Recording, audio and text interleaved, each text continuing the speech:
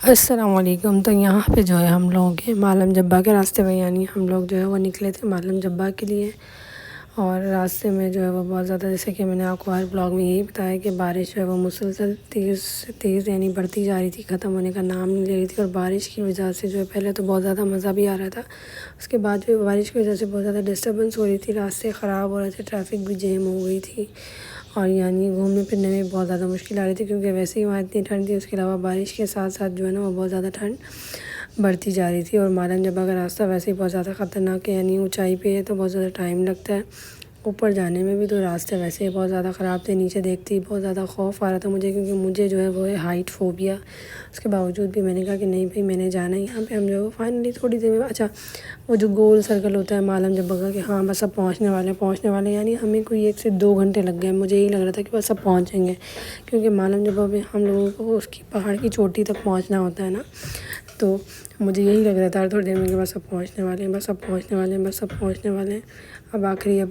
یہاں پہ فائنلی آ کے جو ہے ہم لوگ تھوڑا سا دور تھے، پھر پہنچ گئے تھے۔ پر یہ تھا کہ بارش کی وجہ سے جو ہے نا لوگ گاڑیوں میں ہی بیٹھے ہوئے تھے، باہر نہیں نکل رہے تھے۔ یہ ہماری آخری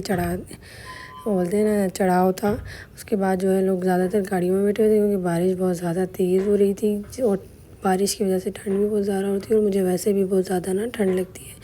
تو یہاں پہ فائنلی جو ہے ہم لوگوں نے اپنی جو ہے وہ گاڑی کو پارک کر دیا تھا، اور ہم لوگ جو ہے یہاں پہ، کیونکہ اوپر زیادہ ٹریفک ہو جانی تھی اور پھر ہمیں گاڑی نہیں ملنی تھی، تو ہم لوگ پیدل نکل آئے یہاں۔ جب ہم آئے تو یہاں پہ میں نے کھائے تھے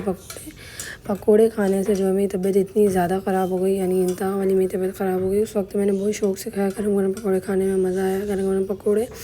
اور ہم دونوں نے جو ہے نا ہسبینڈ وائف نے چائے پی تھی۔ یہاں پہ ہم لوگوں نے اپنی پرسنل گاڑی کروائی تھی، یعنی ڈپارچر ہمیں نہیں لے کے آیا تھا، یہ اندر کا کوئی علاقہ ہے، مجھے یاد نہیں ہے، نام میں بھول گئی ہوں۔ تو یہاں پہ جو ہے نا ہمیں وہ ڈپارچر نہیں لے کے آیا تھا، ہم لوگ خود آئے تھے وین گاڑی کروا کے۔ اس نے ہم سے کتنے لیے تھے، شاید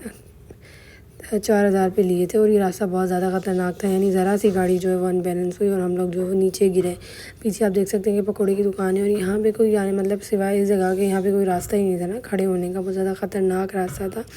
پکوڑے تو کھانے میں بہت مزیدار تھے، پر انہوں نے مجھے جو ہے نا بہت زیادہ بیمار کر دیا تھا۔ اس کے بعد ایک اور جگہ تھی ایڈونچر لینڈ پہ، جب جانا تھا ہم لوگوں نے، پر یہاں تو میں آگے گئی نہیں، ہمارے ساتھ جو تھے کپل تھے وہ آگے نکل گئے تھے، پر ہم جو ہے میں آگے نہیں گئی، کیونکہ مجھے بہت زیادہ ٹھنڈ لگ رہی تھی،